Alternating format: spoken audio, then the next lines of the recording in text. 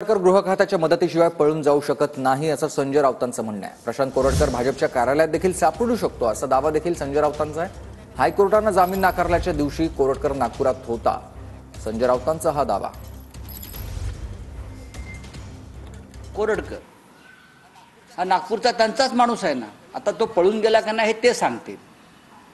उद्या आम्ही म्हणायचो पळून झाला आणि तो भाजपच्या कार्यालयात कुठेतरी सापडायचा किंवा एखाद्या मंत्र्याच्या बंगल्यात सापडायचा भाजपच्या किंवा वर्षा बंगल्यावर सापडायचा। भारतीय जनता पक्षाच्या राजवटीमध्ये काही होऊ शकतं आणि खरोखर हा कोरटकर पळून गेला असेल तर गृह खात्याच्या मदतीशिवाय तो हे पलायन करू शकत नाही। माझं पूर्ण व्हायचं आहे, होऊ शकत नाही। इतके सक्षम पोलीस आहेत फडणवीसांचे। ज्या दिवशी त्याला हायकोर्टानं जामीन नाकारला तेव्हा तो नागपूरमध्येच होता।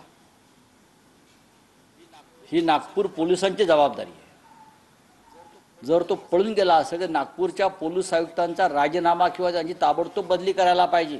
खरं म्हणजे गृहमंत्र्यांनी या संदर्भात जबाब दिला पाहिजे।